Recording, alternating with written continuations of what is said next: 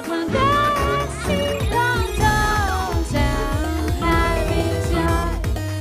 kilo maka tak sayang. Markelin. Mari kita kenalan. Assalamualaikum warahmatullahi wabarakatuh. Kami dari kelompok 1. Kami ini menampilkan video tentang negara dan konstitusi. Selamat menyaksikan. Halo, nama aku Azia Puji Pertiwi. Halo semuanya, kenalin nama aku Indira Fitria. Halo semuanya, kenalin nama aku Istafa Sabila Haji. Halo semuanya, perkenalkan nama aku Lexia Aura Suci Wisono. Perkenalkan, nama saya Muhammad Raihan Rabani. Halo, nama aku Zara Zila. Perkenalkan, nama saya Anissa Aprilian.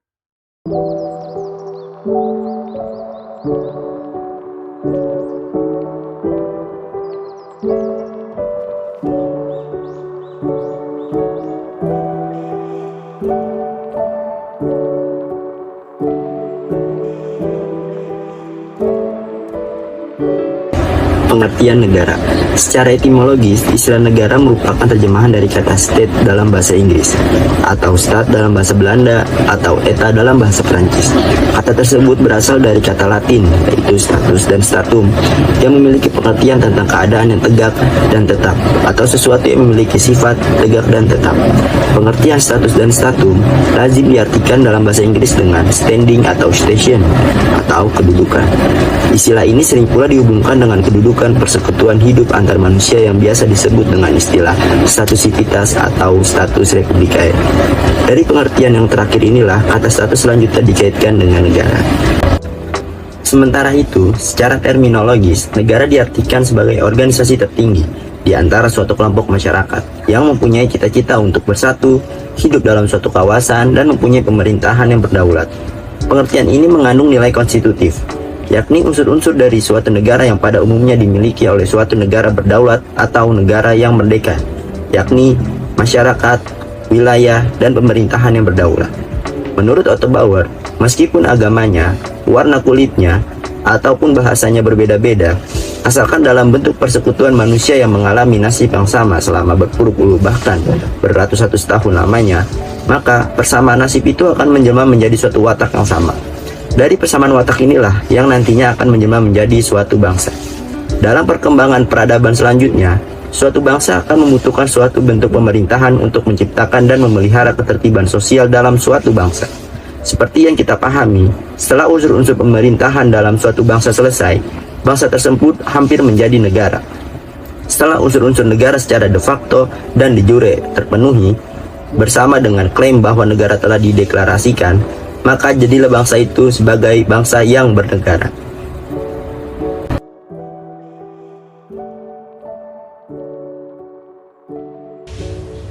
Seperti yang kita tahu bahwa negara tidak akan berdiri bila tidak ada unsur di dalamnya.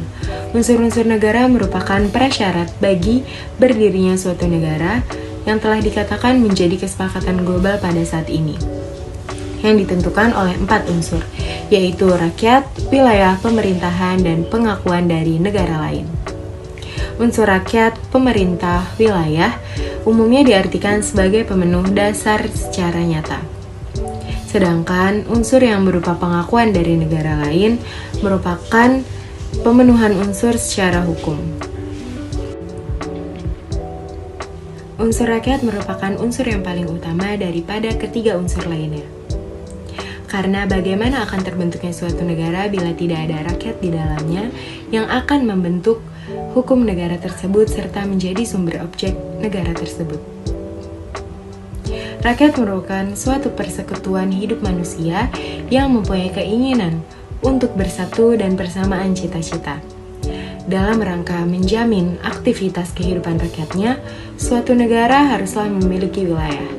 Wilayah yang ditempati oleh rakyat haruslah didiami dan dikelola secara berkesinambungan dan memiliki batas-batas yang jelas agar dapat memperoleh pengakuan sebagai wilayah negara. Wilayah suatu negara merupakan ruang yang meliputi wilayah daratan, perairan, dan udara, serta pada batas-batas tertentu termasuk pada juga wilayah antariksa. Dalam menertibkan rakyat dan mensejahterakan kehidupan rakyat, suatu negara membutuhkan kekuasaan. Kemudian kekuasaan tersebut membutuhkan pemerintahan.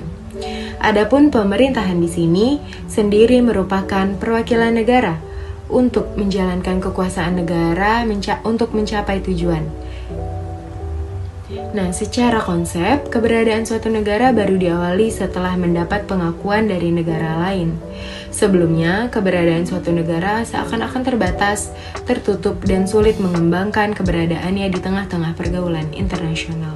Maka dari itu, jika ingin membentuk suatu negara, haruslah ada 4 unsur tersebut: rakyat, wilayah, pemerintahan, dan pengakuan dari negara-negara lain. Karena jika sudah ada 4 unsur tersebut, suatu negara akan menjadi satu kesatuan yang utuh dan dengan proporsional yang baik dan benar. Selanjutnya, saya akan menjelaskan tentang tujuan dan fungsi negara.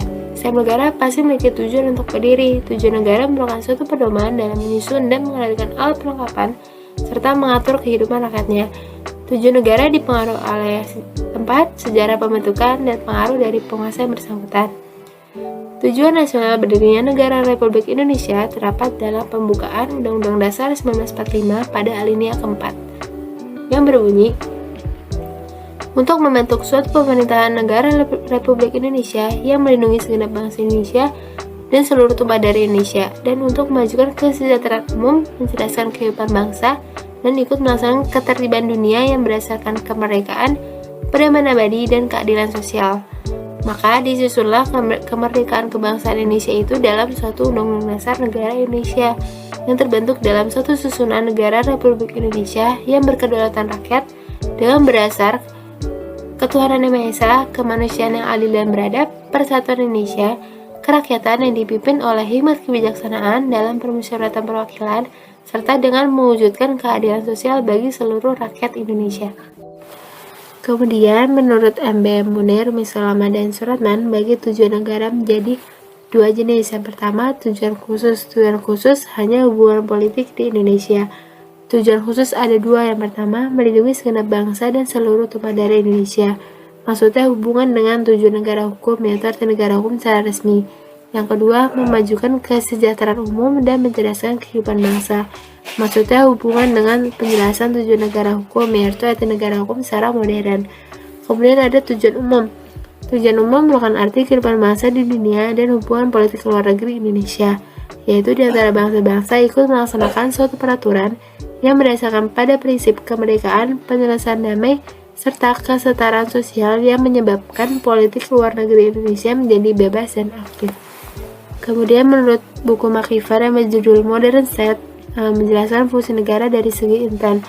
Yang pertama, memelihara ketertiban dan menghormati kepribadian warga negaranya, baik secara jelas maupun tidak pasti.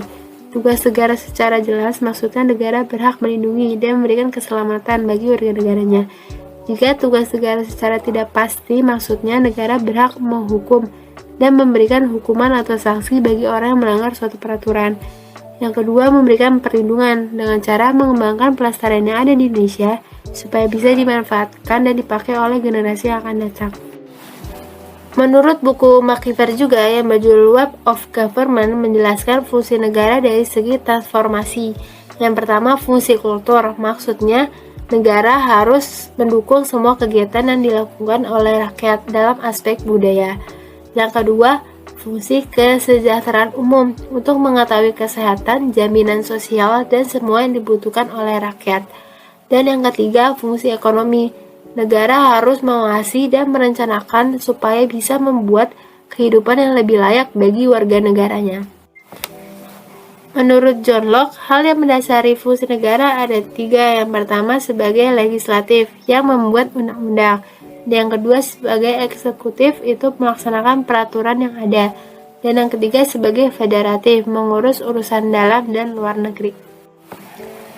Jadi bisa disimpulkan bahwa fungsi negara yaitu untuk menjalankan ketertiban dan keamanan, menciptakan kesejahteraan rakyat, memberi perlindungan terhadap rakyatnya, dan memberikan keadilan bagi rakyatnya juga.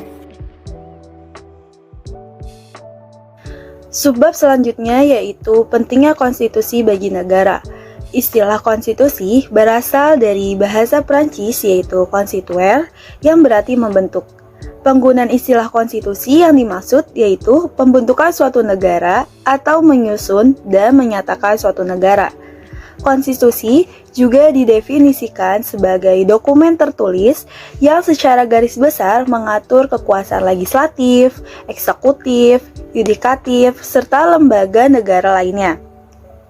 Sedangkan konstitusi suatu negara yaitu sebuah norma sistem politik dan hukum yang dibentuk oleh pemerintah negara. Biasanya dikodifikasikan sebagai dokumen tertulis dalam hal pembentukan suatu negara. Konstitusi memuat aturan dan prinsip entitas politik dan hukum. Konstitusi juga berisi tentang kerangka dasar, susunan, fungsi, dan hak lembaga negara, pemerintahan, hubungan antara negara dan warganya, serta pengawasan jalannya pemerintahan. Konstitusi memiliki dua fungsi utama. Yang pertama, membagi kekuasaan dalam negara. Yang kedua, membatasi kekuasaan pemerintah atau penguasa dalam negara. Maksudnya yaitu mencegah terjadinya penyalahgunaan kekuasaan. Selanjutnya yaitu nilai penting konstitusi dalam sebuah negara. Konstitusi memiliki nilai yang sangat penting dalam suatu negara, karena tanpa konstitusi negara tidak mungkin terbentuk. Nilai penting yang pertama yaitu konstitusi akan mencegah terjadinya penyalahgunaan atau penyelewengan kekuasaan yang dilakukan oleh pemerintah atau penguasa, serta menjamin agar manusia tidak saling melanggar hak asasi manusia satu sama lain. Sehingga Undang-Undang Dasar mempunyai fungsi yang khas yaitu membatasi kekuasaan pemerintah sedemikian rupa agar penyelenggaraan kekuasaan tidak bersifat sewenang-wenang. Nilai penting yang kedua yaitu konstitusi menjadi barometer kehidupan negara yang penuh dengan bukti sejarah perjuangan para pahlawan. Dalam sebuah konstitusi tercakup pandangan hidup dan inspirasi bangsa yang memilikinya. Oleh karena itu, konstitusi menempati posisi yang sangat krusial dalam kehidupan ketatanegaraan suatu negara. Dan nilai yang terakhir yaitu menurut Dr. Hamid S. At-Tamimi menyatakan bahwa konstitusi sebagai pemberi pegangan dan pemberi batas dan sekaligus pegangan dalam mengatur bagaimana kekuasaan negara itu akan dijalankan. Oleh karena itu, konstitusi sangat diperlukan oleh suatu negara. Karl Laustein melakukan suatu penelitian tentang arti penting suatu konstitusi tertulis atau undang-undang dasar dalam suatu lingkungan nasional yang spesifik, terutama kenyataannya bagi rakyat biasa, sehingga menghasilkan 3 jenis penilaian konstitusi, yaitu yang pertama, konstitusi mempunyai nilai normatif. Maksudnya, suatu konstitusi yang telah resmi diterima oleh suatu bangsa dan konstitusi itu dilaksanakan secara murni dan konsekuen. Yang kedua, konstitusi yang mempunyai nilai nominal, yaitu secara hukum konstitusi itu berlaku tetapi kenyataannya kurang sempurna sebab ada beberapa pasal konstitusi tersebut dalam kenyataannya tidak berlaku. Dan yang ketiga yaitu konstitusi yang mempunyai nilai semantik, maksudnya jika konstitusi yang hanya sekedar suatu istilah belaka sedangkan dalam pelaksanaannya hanyalah dimaksudkan untuk kepentingan pihak penguasa.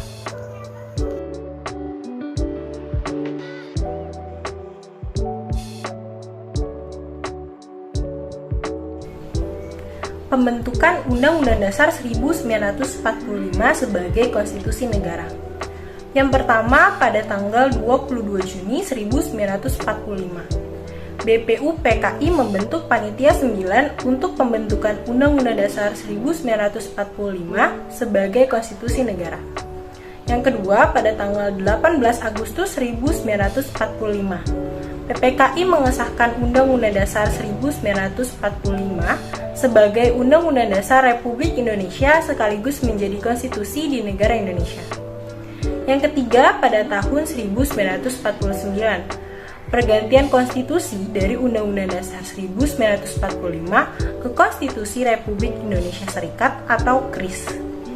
Yang keempat, pada tahun 1950, bentuk negara Indonesia diubah kembali menjadi negara kesatuan. Maka diganti pula konstitusi baru, yaitu Undang-Undang Dasar Sementara 1950 atau UUDS 1950. Yang kelima, pada tanggal 5 Juli 1959, menetapkan kembali berlakunya Undang-Undang Dasar 1945 menjadi hukum dasar dalam penyelenggaraan ketatanegaraan di Republik Indonesia. Undang-Undang Dasar 1945 sebagai konstitusi politik. Sebagai konstitusi politik, Undang-Undang Dasar tahun 1945 berisi landasan konstitusional bagi Indonesia mengenai jaminan terhadap hak-hak warga negara, pembatasan kekuasaan negara, pengaturan mengenai hubungan negara dengan warga negara. Undang-Undang Dasar 1945 sebagai konstitusi ekonomi. Kebijakan ekonomi tertinggi suatu negara yang tertuang dalam sebuah konstitusi disebut konstitusi ekonomi. Istilah konstitusi ekonomi di Indonesia diperkenalkan pada tahun 1990-an oleh Jimli Ashid Diki dalam disertasi di Universitas Indonesia. Selanjutnya, pada tahun 2010, Prof. Jimli Ashid Diki memperkenalkan lebih dalam konstitusi ekonomi yang terdapat dalam sebuah buku berjudul Konstitusi Ekonomi. Konstitusi ekonomi harus menjadi prinsip-prinsip dasar yang membentuk suatu kebijakan ekonomi.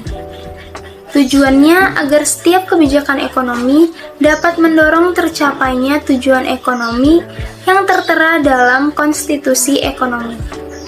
Tujuan konstitusi ekonomi itu sendiri yaitu meningkatkan secara optimal kesejahteraan dan keselamatan ekonomi warga negara, karena penjaminan kesejahteraan dilakukan dengan memastikan hak ekonomi dalam konstitusi.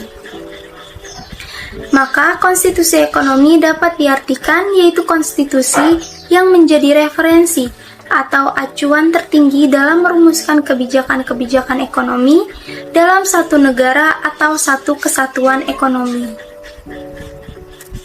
Kebijakan-kebijakan perekonomian bersifat mengikat dan memaksa yang dituangkan dalam bentuk undang-undang serta peraturan penyelenggaraannya. Apapun kebijakan ekonomi yang dikembangkan tidak boleh bertentangan dengan Undang-Undang Dasar 1945.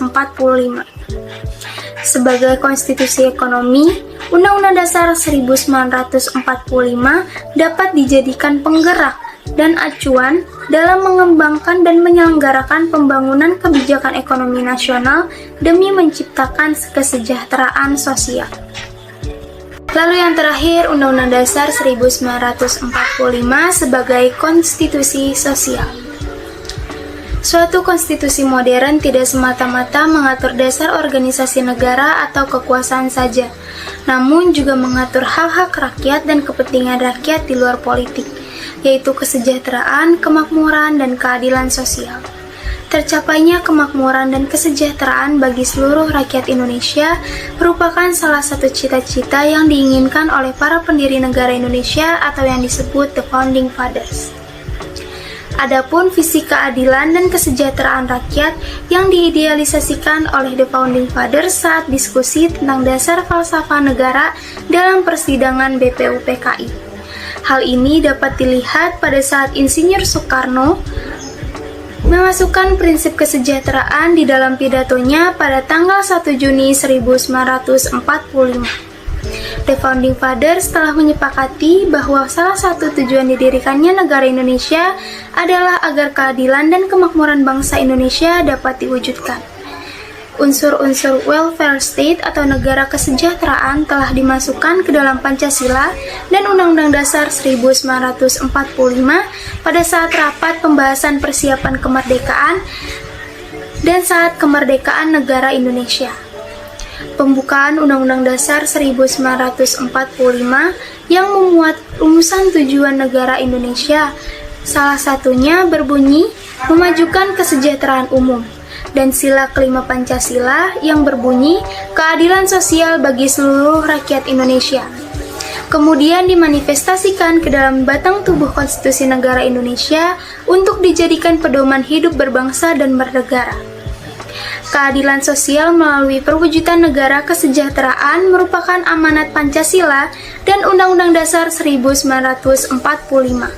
Dalam realisasinya, usaha keadilan dan kesejahteraan sosial itu harus bersendikan nilai-nilai kekeluargaan Indonesia yang terkandung dalam sila-sila Pancasila.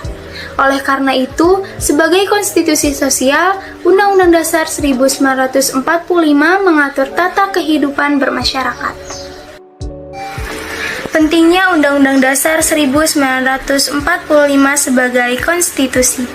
Yang pertama, sebagai sumber dan pedoman hukum tertinggi bangsa Indonesia dalam menegakkan peraturan. Yang kedua, segala sesuatu tentang negara Indonesia, baik tindakan dan kebijakan pemerintahannya, harus sesuai serta berpedoman pada Undang-Undang Dasar 1945. Mengapa? Karena undang-undang ini sudah mendarah daging dan melekat sangat erat di negara Indonesia. Karena terdapat peraturan yang ditegakkan bagi setiap individu yang melanggar hukum. Tidak hanya untuk kalangan menengah bawah, tetapi juga berlaku untuk para pejabat maupun pemimpin yang merancang undang-undang negara Indonesia. Yang ketiga, adanya Undang-Undang Dasar 1945 menjadikan semakin kuat konstitusi negara Indonesia dalam menegakkan keadilan. Maka akan semakin banyak pula penguasa yang berpikir panjang untuk bertindak agar tidak salah dalam mengambil keputusan, serta semakin kecilnya penguasa yang semena-mena terhadap rakyat biasa. Yang keempat, agar para pemimpin ataupun seluruh rakyat Indonesia mempunyai batasan tertentu serta sebagai pegangan agar tidak melampaui batas dalam penguasaannya. Yang kelima, untuk mewujudkan negara Indonesia yang tertib, aman, dan damai. Kita sebagai warga negara Indonesia wajib dan harus patuh serta taat terhadap peraturan yang ada agar dapat terwujudnya negara Indonesia yang tertib, aman, dan damai.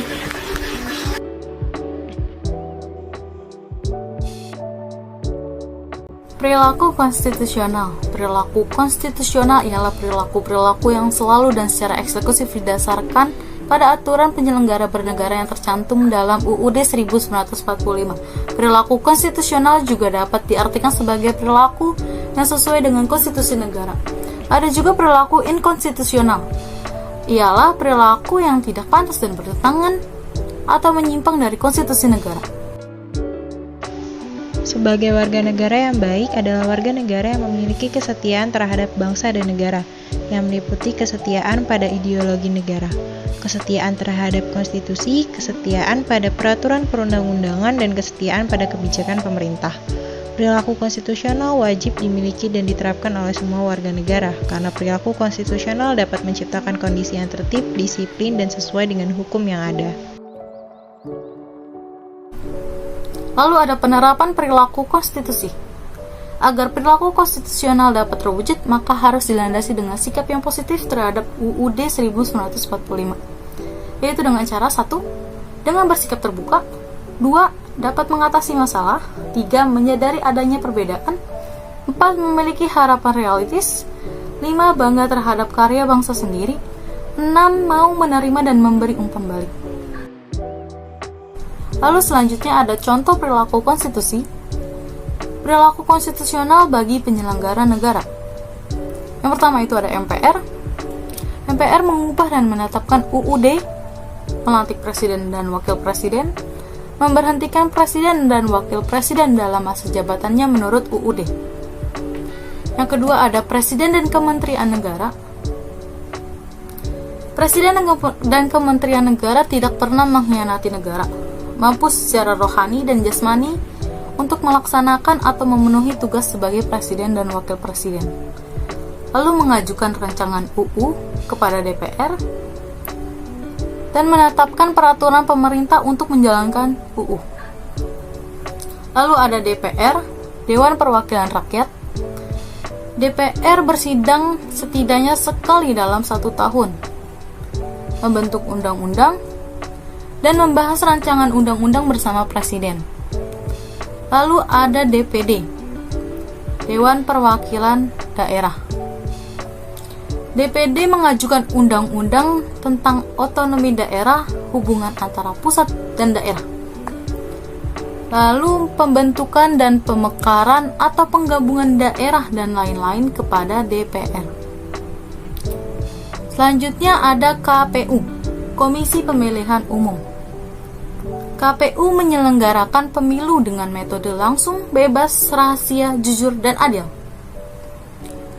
Lalu KPU termasuk Badan Pemeriksa Keuangan atau KPL, memeriksa pengelolaan dan tanggung jawab atas keuangan negara, dan menyerahkan laporan hasil pemeriksaan kepada DPR, DPD, dan juga DPRD. Lalu ada Mahkamah Agung atau MA, menguji peraturan perundang-undang di bawah undang-undang. Lalu ada Mahkamah Konstitusi atau MK, memutuskan sengketa kewenangan yang diberikan UUD, dan memutuskan pembubaran partai politik, perselisihan tentang hasil pemilihan umum. Lalu ada Tentara Nasional Indonesia dan Kepolisian Negara Kesatuan Republik Indonesia.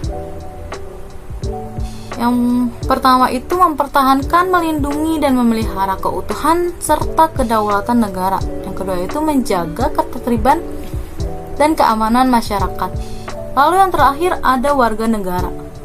Warga negara mengakui dan menghargai atau menghormati hak-hak asasi manusia.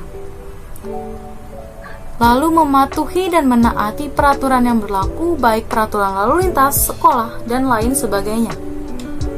Tidak main hakim sendiri, menjaga keseimbangan antara hak dan kewajiban, adanya keterbukaan dan etika dalam menghadapi suatu permasalahan, mengembangkan sikap sadar dan rasional, menjalani persatuan dan kesatuan melalui berbagai kegiatan, penyelenggaraan pemilihan umum secara transparan, jujur, adil, dan bebas, serta sesuai dengan ketentuan yang berlaku, pengambilan keputusan dengan musyawarah, pelaksanaan demokrasi atau aksi-aksi secara damai, bukan dengan kekerasan, membayar pajak dengan tepat waktu, memberikan kritik atau saran untuk pemerintah melalui wakil rakyat. Perilaku konstitusional harus dijalankan oleh penyelenggara dan warga negara secara seimbang. Untuk menumbuhkan perilaku konstitusional pertama kali dengan mengetahui dan memahami aturan-aturan penyelenggaraan negara yang tercantum dalam UUD 1945. Oleh sebab itu, sosialisasi UUD 1945 kepada seluruh warga negara harus dijalankan secara efektif melalui kegiatan pembelajaran di sekolah.